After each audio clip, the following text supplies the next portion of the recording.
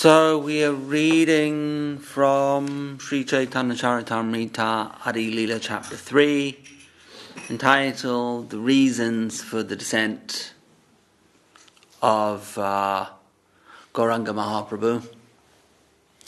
Chapter 3 and 4 deal with the reasons, the purpose for Mahaprabhu's descent. Chapter 3 deals with the general purpose. I've seen this chapter entitled The External Reasons for the Descent of Mahaprabhu. But here, when we look at it, this is a very early printing of Chaitanya Charitamrita. It could be the original, or 1 or 2 years. Maybe if it's not the original, then it's the second printing or the third edition or whatever. It's from 1974. So I've seen other titles of this chapter like The External Reasons. Whatever the case, whatever the case, it deals with the general reasons underpinning Mahaprabhu's descent. And the next chapter, chapter 4, is entitled The Confidential Reasons.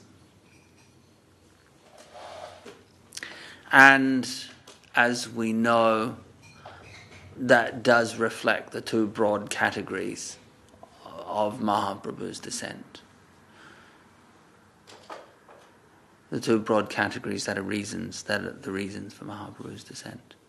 One being the general spreading of the Yuga Dharma, the practice that is most effective for the particular age. And the other being to taste the love of Srimati Radharani for Krishna. To taste her love, her happiness, and his own beauty. Those three items, if you want to subdivide it, those three specific purposes have been given. But generally speaking, to taste Srimati Radharani's bhav, which is high spiritual emotion, her love for Krishna. Those are the inner reasons. That does not occur every yuga cycle. Satyatreta Dwapara Kali. That doesn't occur every yuga cycle. It occurs once every 1,000 yuga cycles. And 1,000 yuga cycles is a bit of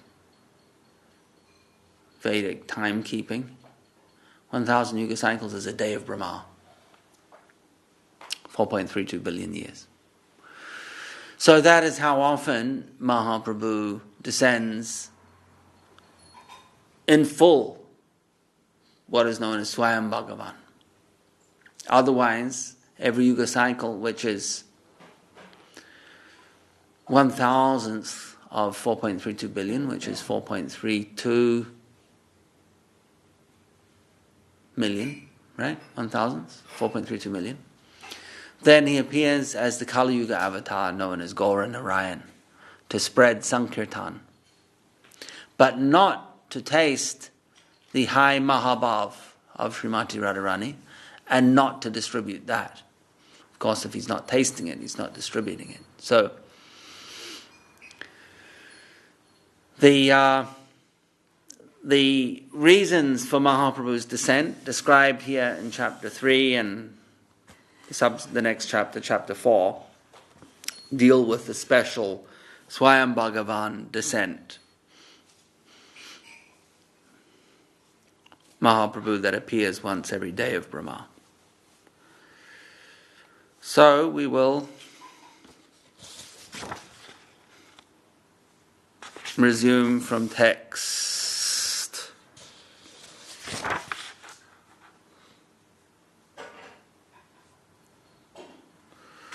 Text 77. Sankirtan Pravartaka Sri Krishna Chaitanya Sankirtana Yagye Tanre Bhaje Se Danya. Lord Sri Chaitanya is the initiator of Sankirtan, congregational chanting of the Lord, of the names of the Lord. One who worships him through Sankirtan is fortunate indeed. Seta sumedha ara kubudhi samsara sarva yagya haite Krishna nama yagya sara. Such a person is truly intelligent, whereas others who have but a poor fund of knowledge must endure a cycle of repeated birth and death. Of all sacrificial performances, the chanting of the Lord's holy name is the most sublime. Koti ashvameda eka Krishna nama sama ye kahe se pashandi dande tareyama. One who says that 10 million ashvameda sacrifices are equal to the chanting of the holy name of Lord Krishna is undoubtedly an atheist. He is sure to be punished by Yamaraj. When we have statements like people being punished for saying the incorrect thing, what it means is not that they're literally going to be taken and punished by Yamaraj for underestimating the power of the holy name. If we make a literal translation of this verse, that's what it says. Ye kahe. Say pashandi. Pashandi is a atheist. Dande, punishment. Danda means punishment. Tare yama, by Yamaraj. Yamaraj is the god of justice and punishment. So, Koti, 10 millions, Ashvameda, Eka Krishna. If one says that millions of Ashvameda Jagyas, Ashvameda is a famous Vedic ritual, sacrifice, done to achieve various results, including punya, good fortune, to improve one's prospects in this world and the next. It's considered a very powerful Jagya, or ritual, sacrifice. So the verse says, if one considers the Ashvameda, 10 million of them, to be equal to Eka Krishna Nam. What does Eka mean? One. So if you get 10 million Ashvameda sacrifices, Ashwa means a horse. So it's a horse, traditionally it's a horse sacrifice. Whether they actually physically sacrificed the horse, as in slaughtered the horse as part of the sacrifice, I don't know. I'm not familiar with these sacrifices, but that's beside the point. Ashwa means a horse. And so you get ashwagandha. You know this Ayurvedic herb, ashwagandha. Ashwagandha. The smell of ashwagandha is supposed to be a bit like the smell of a horse. Gandha means smell. Ashwagandha, the smell of the horse. So the Ashwamedha sacrifice, one of the, you could say, considered the most powerful. It's a very famous, important, powerful sacrifice of the Vedic times. So if one who considers 10 million of those to be equal to the power of once reciting Harinam, Krishna's name, then he's an atheist who's going to be taken and punished by Yamaraj? That sounds pretty intense. Just for miscalculating the power of the holy name. So what it's saying here is that essentially one who has an incorrect perspective and is unable to measure value or see the value of Harinam Sankirtan in this age of Kali, they will be misdirected and they will suffer negative consequences. That's essentially what it's saying. Sometimes the language used cannot be taken literally. So punishment by Yamaraj also means the natural system of justice, which is punishment and reward, known as the law of karma. And this operates under the direction of Yamaraj. No one is being dealt reward or punishment outside of what they deserve. And what they deserve is a product of forces that have been set in motion by their own actions. So no one is reaping results that they themselves haven't produced. So this verse does not violate that principle. It's not presenting a system of justice outside of that, where Yamaraj sends his dutas, known as his duta means a messenger, or an agent who acts on behalf of someone else. So Yamaraj doesn't send his gruesome agents to come and take someone just because they underestimated the power of Krishna Nam. It's not quite that barbaric. What is simply being said is that if someone does not capitalize on the fortune of Krishna Nam, it's like saying, if you don't go and cash that winning lottery ticket, you're going to be living in poverty. It's like saying you've got an opportunity to cash that ticket and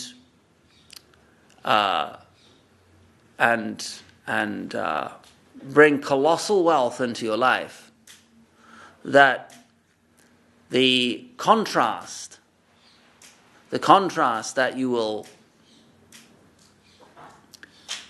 the contrast that you experience as a result of not cashing that is akin to poverty. Like contrasting, it's like a poverty stricken condition. Not necessarily literally. You may still have money to survive. You may still be reasonably well off. But if you didn't cash that Euro Millions ticket when you had the opportunity, you might as it's kind of like making an example, stating, using extreme language to illustrate a point. So if you don't capitalize on, or if you don't understand the power of Krishna Nam, then it's not that you're going to be punished by Yamaraj, but you're still going to be subject to all the to the waves of karma, to the effects of karma, which is runs under the auspices of Yamaraj. Bhagavata Sandarbha Grantera Mangala Charane Eshloka Jiva Gosani Kariyachena Vyakyani. In the auspicious introduction of the Bhagavad Sandarbha, Srila Jiva Goswami has given the following verse as an explanation. Anta Krishnam Bahir Gauram Dashir Tangadi Vaibhavam Kalo Sankirtanadyaisma Krishna Chaitanyam Ashrita.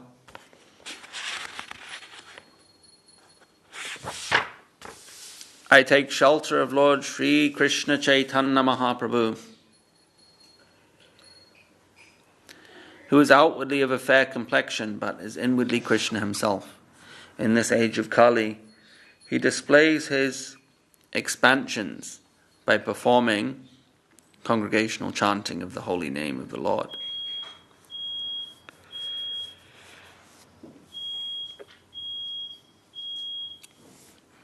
I'll read some of the purport. Srila Jiva Goswami has placed the verse from Srimad Bhagavatam quoted in text 52, Krishna Vanam Tvisa Krishnam, as the auspicious introduction to his Bhagavad Sandarbha, also known as a Sat Sandarbha. He has composed this text, it's the text we just read, 81, which is in effect an explanation of the Bhagavatam verse as the second verse of the same work.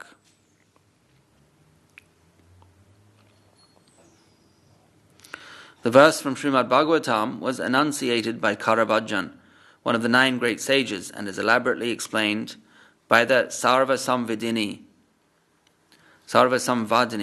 Jiva Goswami's commentary on his own Sat Sandarbha.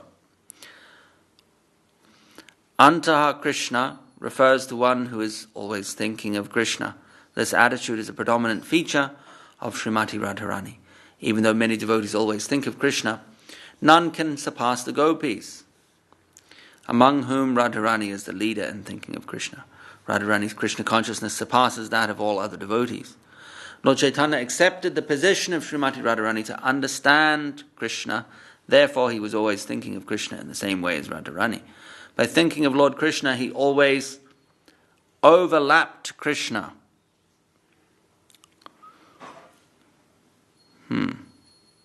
Sri Krishna Chaitanya, who was outwardly very fair, with a complexion like molten gold, simultaneously manifested his eternal associates, opulences, expansions, and incarnations. He preached the process of chanting Hare Krishna, and those who are under his lotus feet are glorious. So I think what Swami Maharaj Prabhupada is saying here is that the first verse of the Bhagavat Sandarbha, which is one of a collection of works known as the Sat Sandarbhas. There are 6 of them. Sat. 6. The Bhagavat Sandarbha is one of those 6 works by Jiva Goswami, exhaustively establishing the philosophical and theological basis of Mahaprabhu's Bhagavatam conception, Mahaprabhu's theistic conception is given a philosophical framework by Jiva Goswami in the Sat Sandarbhas, exhaustively. And the Bhagavat Sandarbha is one of the more well-known of the Sandarbhas. Sorry, what he gave? Exhaustively what? Philosophical support, a framework. Mm-hmm. You understand? For his appearance or for his pastime? No, for Mahaprabhu's Bhakti philosophy. Okay. Mahaprabhu's conception. Achintya Bhed Abhed, and the Bhakti that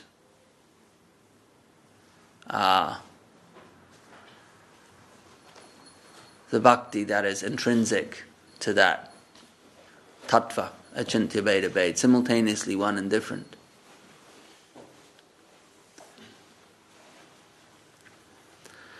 The rasa was elaborated upon by Rupa Goswami. We read Rupa Goswami's book, Bhakti Rasamrita Sindhu. Rupa Goswami wrote many books. The most famous being Bhakti Rasamrita Sindhu, or one of the most famous. Magnum opus, Bhakti Rasamrita Sindhu. Bhakti Rasa Amrita Sindhu.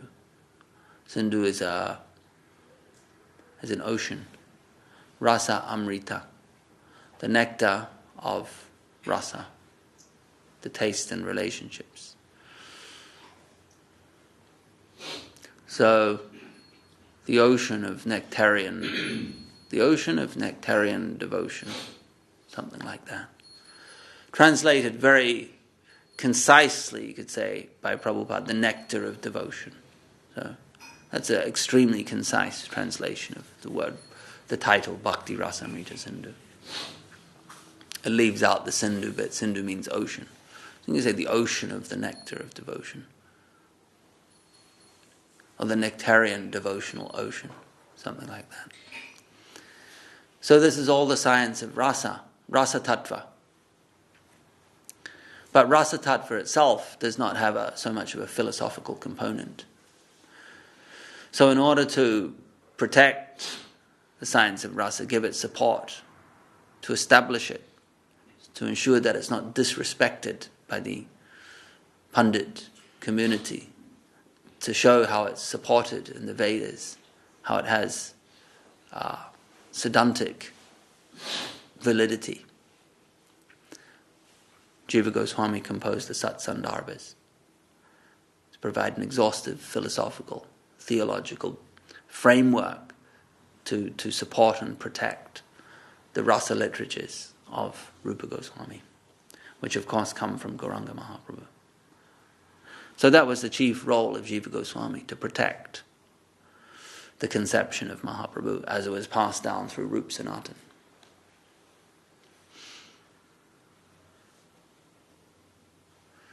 We have Raghunath Das Goswami shows the goal. Rupa Goswami's literatures are to do with the sadhana practices. The development, the cultivation of rasa and bhakti. Read the Bhakti Rasamrita Sindhu, it's all about It's the handbook on Bhakti and what is the Bhakti process, the development of Bhakti, from sadhana through to sadhya Bhakti. We look at Sanatana Goswami's work, for instance, Brihad Bhagavatamrita. It shows the relationship, the Sambandha Gyan.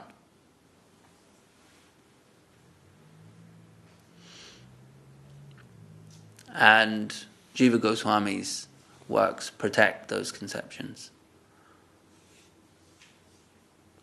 provide a protective encasing framework.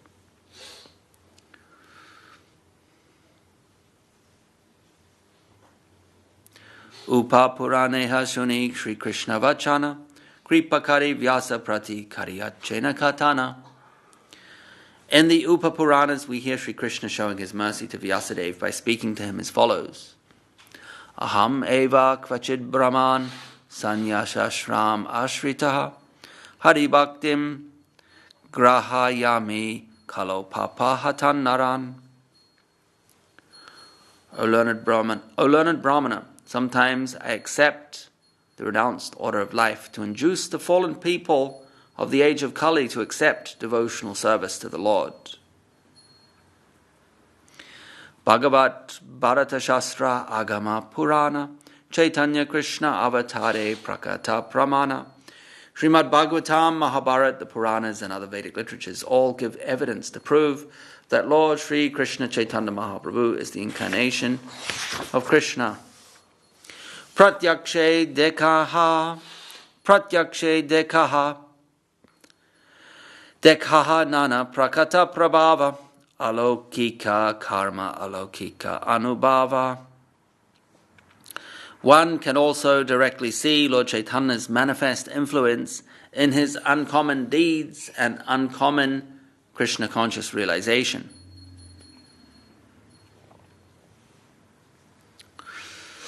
So he's saying here that apart from the scriptural references in support of Mahaprabhu, he says one can have faith, develop faith through direct experience, or perhaps through reading of the pastimes of Mahaprabhu. Pratyaksha means direct experience. Pratyakshe dekana nana prakata prabhav. One can also directly see Mahaprabhu's manifest influence and his uncommon deeds and uncommon Krishna consciousness. So uncommon anubhav. Prabhupada's translated as Krishna consciousness. So you can say anubhav means a spirit, high emotion. So anubhav is a subcategory of bhava. So uncommon spiritual emotions. Dekya na dekiyata abhakteragana uluke na dekiyena suryera kirana. But faithless non-believers do not see what is clearly evident, just as owls do not see the rays of the sun.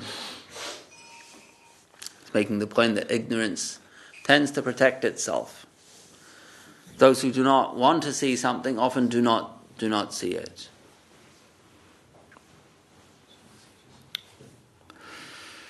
Tvam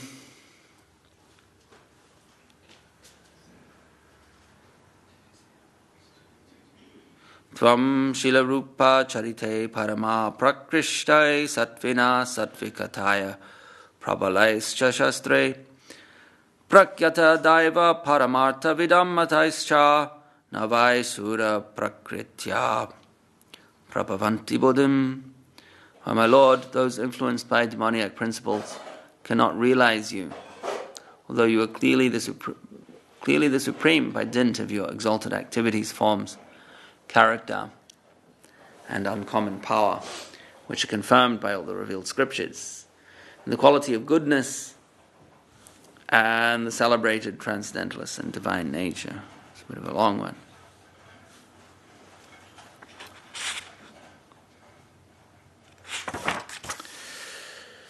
Apana lukaite Krishna nana yatna kare tatape tanhara bhakta janaye tanhare Lord Sri Krishna tries to hide himself in various ways, but nevertheless, his pure devotees know him as he is.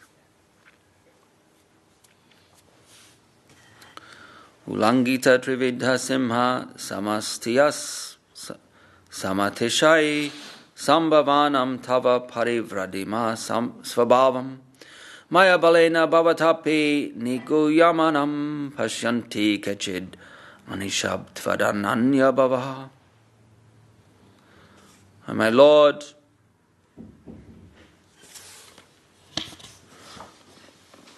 everything within material nature is limited by time, space, and thought.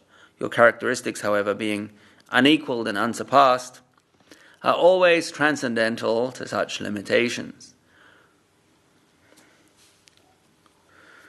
You sometimes cover such characteristics by your own energy, but nevertheless, your unalloyed devotees are always able to see you under all circumstances. So Krishna cannot hide from his devotee. Devotion cannot hide from the devotee. Krishna cannot hide from devotion.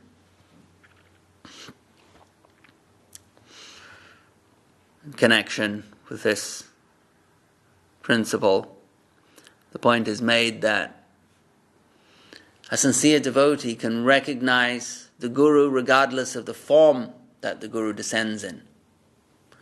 So a sincere devotee recognizes the substance. Sincerity necessarily means that you do not have form-based vision, where your calculation of what is spiritual and what is not is based on material parameters. It doesn't work. So someone with sincere motive, someone who's touching on the actual substance, the spiritual substance, they can recognize that substance wherever it appears. And the example is given of a dog who use primarily their smell as a means of identification. So the dog's owner may come in fancy dress, he may come wearing a balaclava, may come not wearing any clothes at all, may come in various different forms, but the dog will always recognize his owner because he knows the smell. So the same thing, if you know the substance, then regardless of the form, the container that that substance is being delivered in, you will recognize that substance.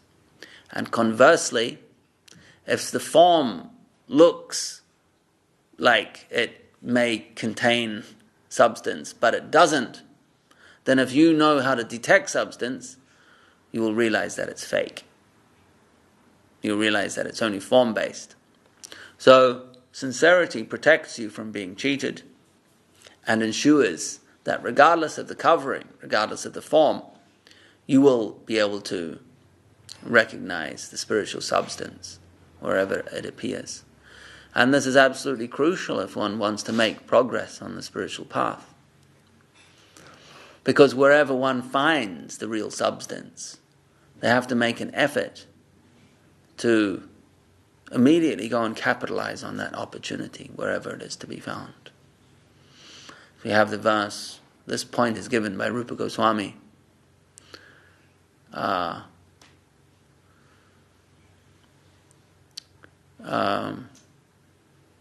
Krishna Bhakti Rasa Bhavita Matahi Kriyatam Yadi Kutopi Labdyate Tatra Lolyam Apimulyam Ekalam Koti Janma or Janma Koti Sukritena Labdyate Tatra Lolyam Apimulyam Ekalam. Wherever you find it, you immediately purchase it at whatever price it's going for. But if you're not sincere, you won't be able to find it in the first place. What to speak of purchase it at whatever price it's going for. If you are form-based, Guru Maharaj, Param Gurudev, describes himself as a form breaker, which means someone who is culturing the real substance, not anything else, but the real thing. It's a protector of the real thing. But if you're culturing something else in the name of bhakti, you will not recognize bhakti when it comes into your life. What to speak of then being able to go and purchase it? You won't even see it. So in the same way, even when Krishna himself appears, some cannot see him. It's the Supreme right there. Some cannot see. If you don't want it, you can't see it. Sincerity essentially means that you want it. It's a practical way of redefining sincerity. It's that you want it. If you're involved in the bhakti atmosphere, a bhakti sangha, but you're actually desiring something else, you're looking at getting something else, obtaining some other objective from your lifestyle with devotees, then that is not sincere, and you will not get the real product. You will get something else. So when the opportunity for bhakti comes, you will not see it because you're looking for something else. You're unable to recognize it. So it's essential to break the form. It's absolutely imperative to break the form. Otherwise we will know nothing but the form. We will deal in form-based phenomenon. We won't be dealing and culturing in bhakti proper. So if we choose, if we actually sincerely desire bhakti, that is sincerity. The desire for bhakti is what constitutes sincerity. The verse again says, tat pralolyam, the hankering, the desire for bhakti is what gives it. Tat pralolyam apimulyam ekalam. It's that desire. Because if you don't have that desire, then you will be ignorant of what bhakti actually is. And that ignorance will protect itself. That is the nature of ignorance. Ignorance, all the states, all the gunas, they like to, or any material condition, it likes to, the nature of this world is that it likes to, the ego likes to protect itself. The ego needs to, this world is all about preservation, self-preservation. So the fundamental drive is self-preservation. The Atma is not concerned with self-preservation because it is eternal. Consciousness is eternal. So if something is intrinsically eternal, there is not even any consideration of self-preservation. Because there's no termination, there's no end date, there's no death. So self-preservation is intrinsic, something is eternal. But as soon as the Atma enters a non-spiritual atmosphere, the Maya Shakti, then the ego, ahankara, immediately forms around the Atma. And in that non-spiritual, in that material atmosphere, everything is constantly changing. So there's immediately an attempt to regain one's natural position of eternality, but it's being done so inside a constantly shifting, constantly changing environment. So the fundamental drive of the Atma in the Maya Shakti is survival and self-preservation. That's what comes first. So everything is trying to protect its own existence, including ignorance. In fact, the fundamental position of having to try and preserve your own existence, that is an ignorant position. That is ignorant of one's true condition, one's true identity. So it's all premised on ignorance, and that ignorance is trying to preserve itself. There's the example or an interesting story of Socrates, one of the original Greek philosophers, and his disciple Plato. Well, Plato is having a conversation with Socrates' brother, and they're talking about a hypothetical scenario where you have a group of people sitting in a cave, in a dark subterranean cave. All they've known is the cave. Behind them is a fire. These people are sitting in a line. Behind them, the fire is casting their shadows onto the wall of the cave in front. And in this hypothetical scenario, the dancing shadows on the wall of the cave is all these people have known. That's all they've known their whole life. Their own shadows flickering on the wall of the cave. So these two philosophers are discussing what would happen, or whether it would be advisable to go into the cave and tell these people that there's a big, wonderful world outside the cave. There's a purpose to life. There's enjoyments to be had. So many varieties of experience. There's a reality outside of this closeted, constrained, ignorant environment. Saying, would it be advisable to do that? And they came to the conclusion that probably not. Because in their state of ignorance, they would misconstrue any attempt to take them out of their cave as a threat. They would misconstrue it as something that would actually cause them unhappiness, and that they would protect their right to stay in, or they would protect, not their right, but they would protect their cave environment, protect any violation of that. And this illustrates the nature of ignorance, that it will protect itself even if such protection is not in its own best interest, because ignorance does not know what is in its best interest. So tamagun protects itself. So even when Krishna might be standing right next to you, or a proper guru may be standing right next to you, the spiritual substance might be right there, available for purchase.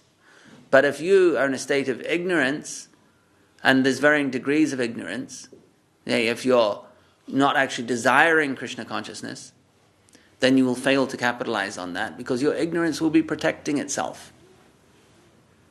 You may actually see the real spiritual substance as a threat to your ignorance. So there are various shades of it. The example given by Plato is very extreme, but it illustrates an important point. That to whatever degree of ignorance is operating in our lives, to that degree we will fail to recognize the spiritual substance when it appears.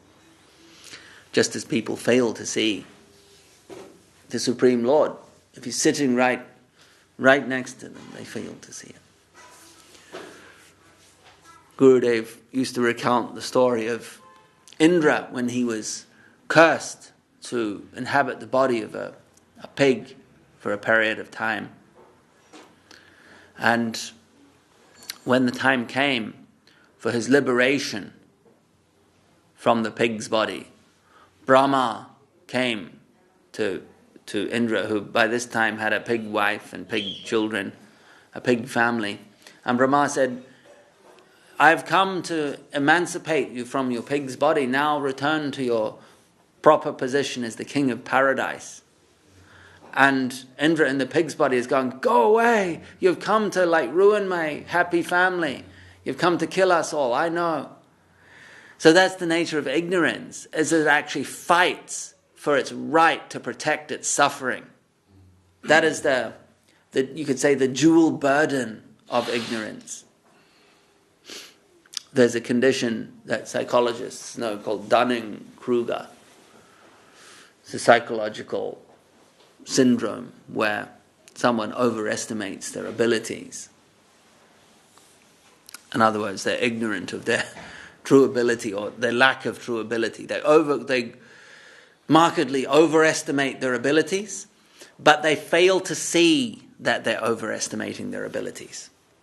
So if someone is making a mistake, a miscalculation or misjudgment, and they become aware that they're making that, then they can correct it. They don't make the mistake again. But if you fail, if you're not able to know, if you're unaware that you're overestimating your abilities or making a mistake, then you cannot correct it. So it's a dual burden. You overestimate yourself and you fail to see that, which means you fail to correctly understand your own capabilities. This is Dunning-Kruger. So ignorance operates in the same dual burden, where a person is in a less than satisfactory condition they're ignorant of their true nature, but at the same time they fail to see that they're ignorant of their true nature, so they can't do anything about it, and in fact they may actively fight to protect that ignorance. So they actively fight against that which will catalyze change for the better. It's kind of a Dunning-Kruger type effect.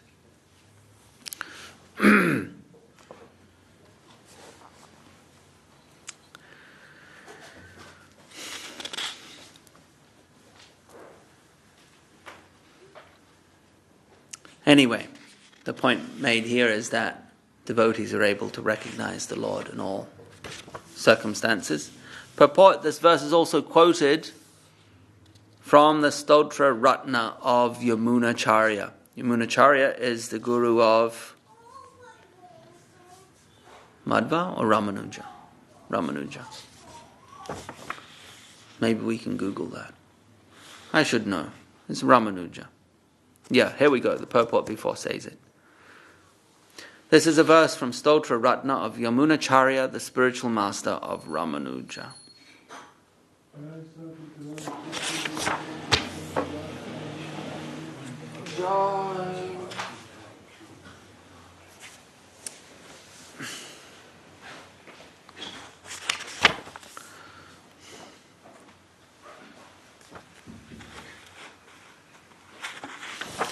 So, Kaviraj Goswami is quoting these verses from the Stotra Ratna of Yamunacharya, who is Ramanuja Acharya's guru, because they illumine a point that people who are fortunate can recognize divinity. That's the whole point being made here. Devotees can recognize divinity. He says, one can see directly Lord Chaitanya's uncommon bhav, his spiritual love, which as we know is the love of Srimati Radharani, his uncommon deeds. You can see his general influence.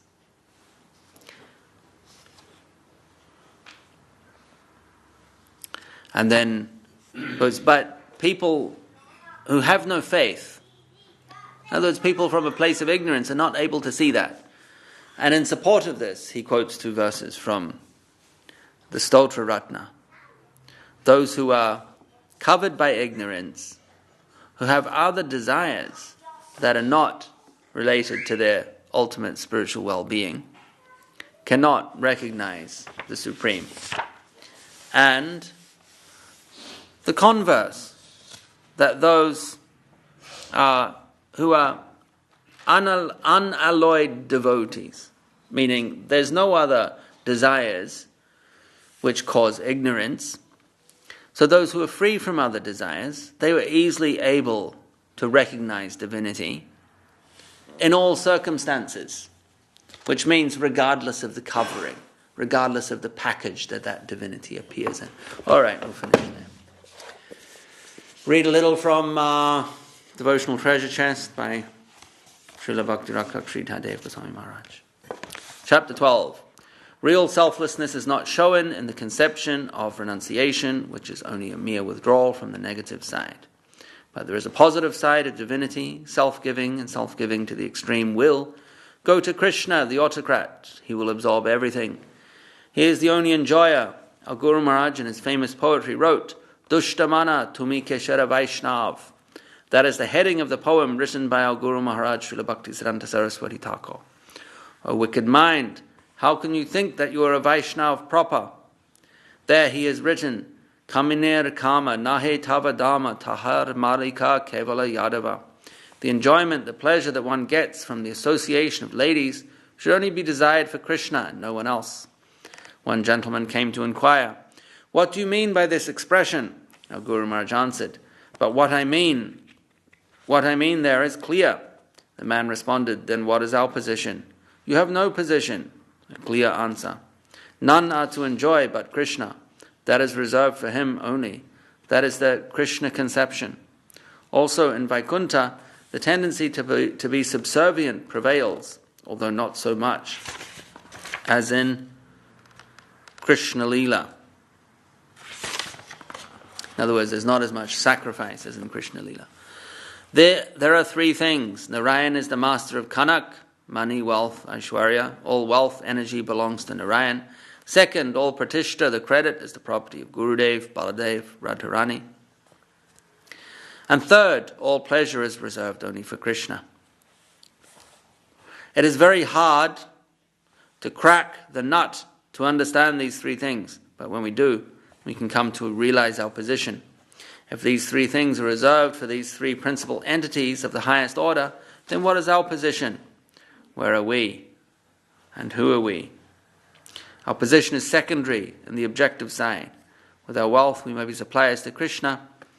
And the respect, the Pratishta, is all going to Gurudev. The main capitalist is Gurudev, Baladev or Radharani in the original position. We are making transactions with their property. We are like small industrialists who take delivery of the articles from the big industrialists, who take delivery of the articles from we're like small industrialists who take delivery of the articles from the big industrialists and then take them to the market for ordinary sales. The Krishna consciousness we are spreading is like that. From Gurudev, we take the articles and sell them to the market, and this refers to Krishna Katha and to all other things.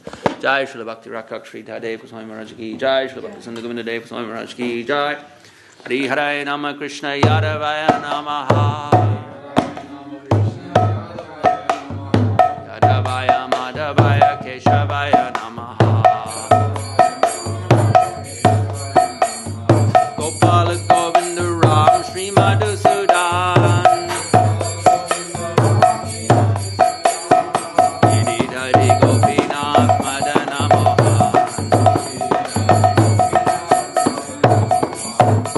Chaitanya Nityananda Shri Advaita Chandra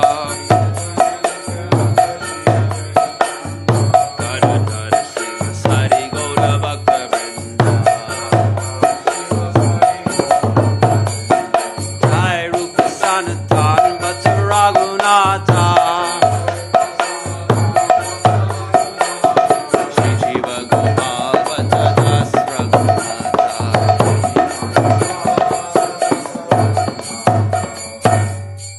Jai Goshai Kore Charana Bandha Jaha hoite Vigna Nasa Vistapura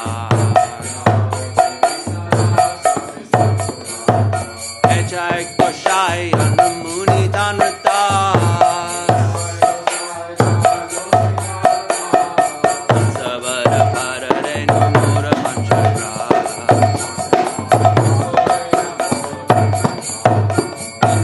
Charan Sevi Bhakti Saniva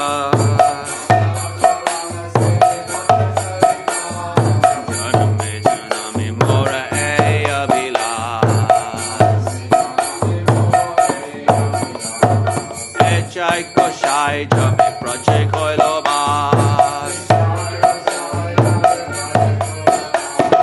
Radha Krishna Nitya Lila Korela Prakash Anande Bolo Hari Bhaja Vrindavan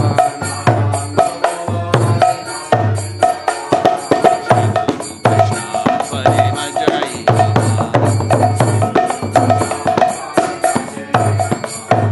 Shri Guru Vaishnav Pada Padma Koriya Hari Ram Sankirtan Kori Narottama